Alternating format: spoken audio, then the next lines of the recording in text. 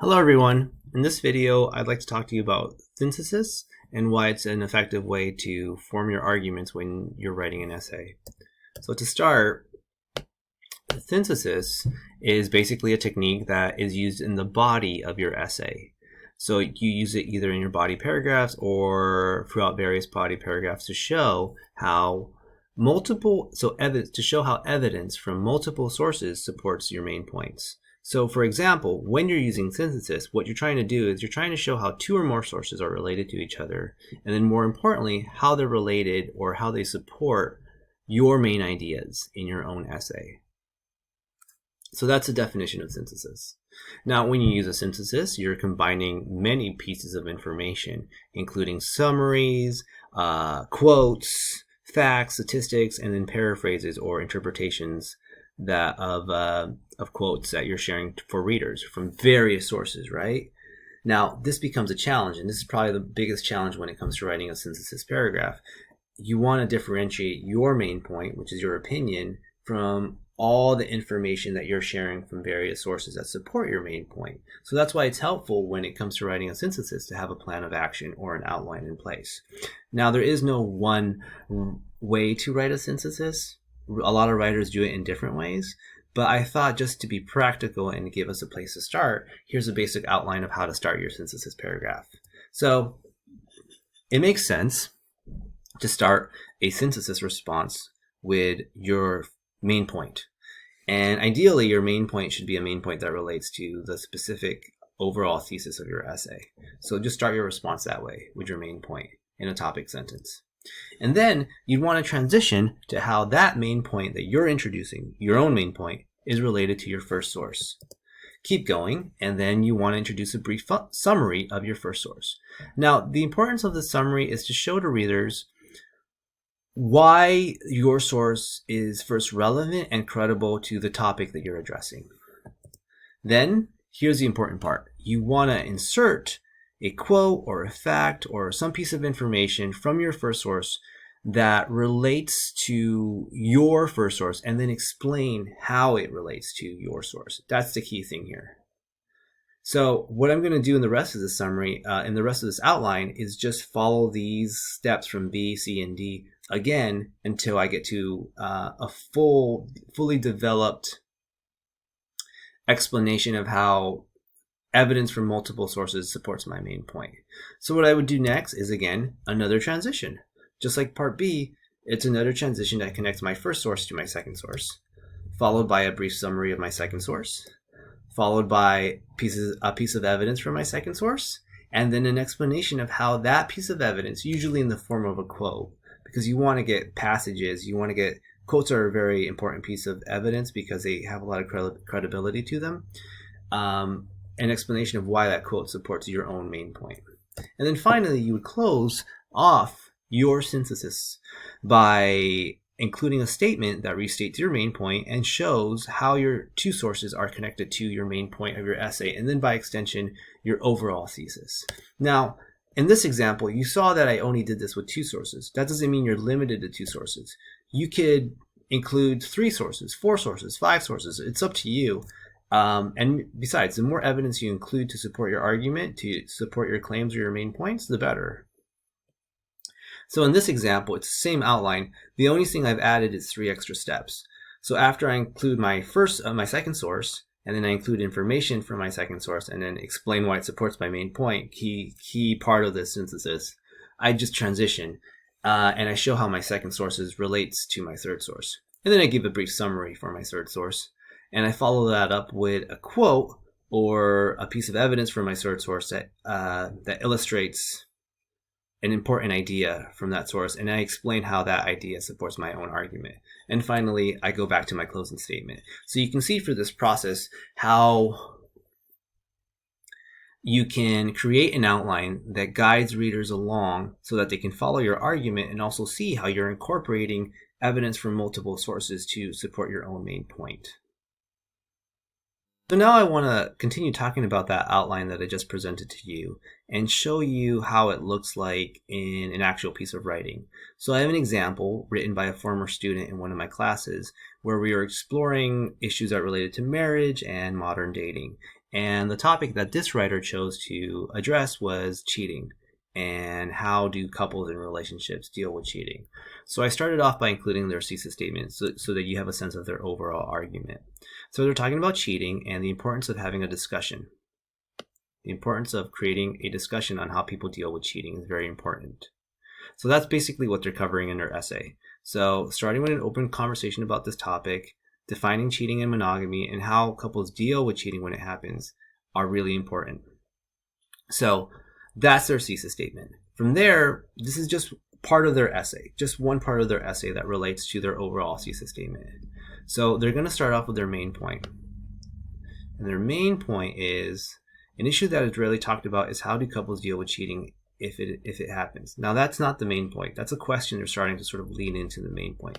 Couples should look at both sides of the issue. That's their main point. That's the writer letting you know what their opinion is, why the person cheated, and consider how cheating surfaced to decide whether the relationship is worth fighting for. So that's the main point that they're making, right?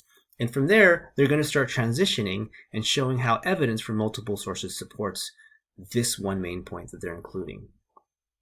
So they go into the first article. In the article, Why Happy People Cheat. So again, just the title of the article, letting readers know the title of the article, they already get a sense, oh, this is a relevant article for this topic. Esther Perel, so now we know who the author is. And what this writer could have done maybe further to give readers a better sense of why the source is relevant is given some information of who Esther Perel is. She's a famous therapist who has written books on cheating, and she's done a lot of work in this and research in this area. So that would have been helpful for me if I didn't know that information already. But anyways, to continue on. So that's her main point, right? And now here's her first source. They introduce at least the title and who the author is. They could have given me some information of the author, but they don't, and that's okay. Explains the importance of how couples should deal with cheating by saying, and then now they insert an entire passage. Now this is a long quote. Anything that's 4 lines or more is a long quote, so it requires different formatting. And the writer does a really good job of formatting this quote for me because it is a big chunk of text to understand. So they're going to insert their quote here. One of the most uncomfortable truths about an affair is that what for person A may be agonizing betrayal may be transformative for person B. So that's interesting. So right here, their main point is that couples should look at both sides of the issue. And they're sharing a quote that relates to that part. Why a person cheated, and consider how cheating surfaced to decide whether the relationship is worth fighting for. Now, of course, this is controversial because some people who have experienced this may not feel the same way. But the writer is making is taking a stand on this issue in terms of how it should be related. So they're sharing this quote, and then here's the key thing. This is the thing that's really important when it comes to sharing evidence from any source. They then go about explaining why this piece of evidence supports their main point. When cheating occurs in a relationship, the person who was betrayed is usually only being understood, which is why when couples intend to stay in a relationship, it fails. When the person who was betrayed doesn't truly understand the side of their partner's transgression. So why did that person cheat? It will lead to a place where there is no trust, but a room filled with suspicion, fear, and snooping. So just being a one-sided topic or one-sided piece of the conversation when it comes to cheating. And now from here, this writer transitions to their second source.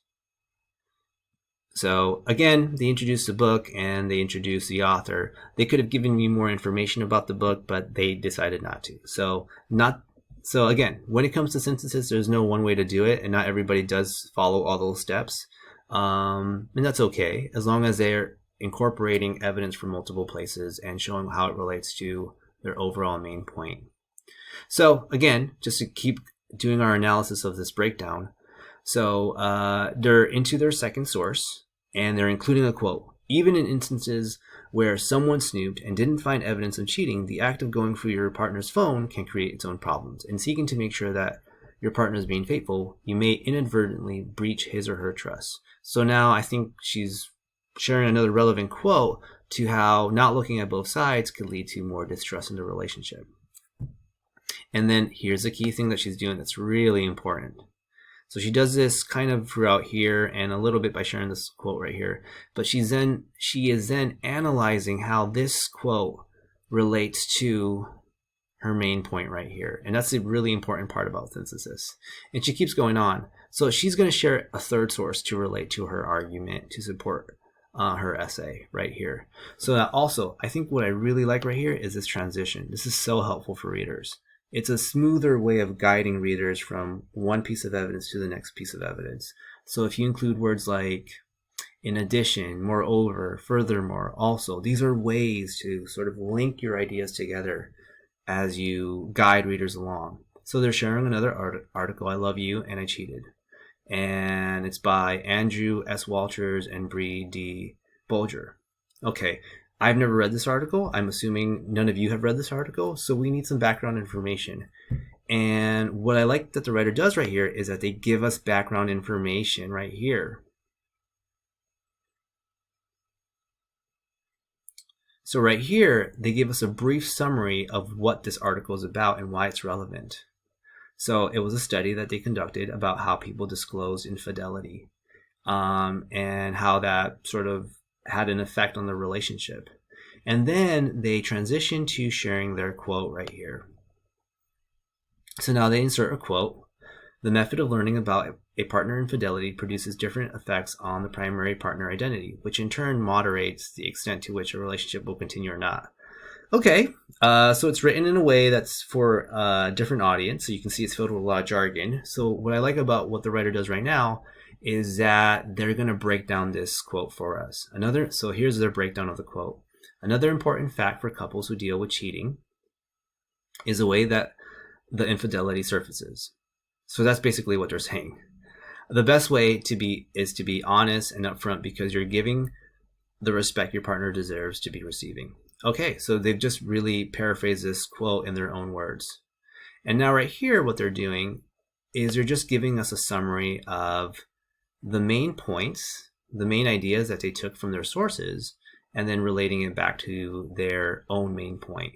Now, they could have done a clearer job here in terms of distinguishing who said which piece of evidence and what's their own main point, but they're still getting the job done. So they're saying cheating is something that's very difficult to deal with, but it's something that can be fixed. In order to take the route of rebuilding for couples who deal with cheating, it's important that the way the infidelity is being approached and the way it's being understood from each other. So they're just summarizing the main points of their paragraph from their multiple sources. So if you see in this example, this is an example of a very nice fully detailed synthesis. Is it perfect? No. Is any synthesis perfect? No. But the key thing to remember is having a main point, using evidence from multiple sources, and then showing readers in a very clear and straightforward way how that evidence supports your main point. All right, thank you. I look forward to reading your synthesis paragraphs.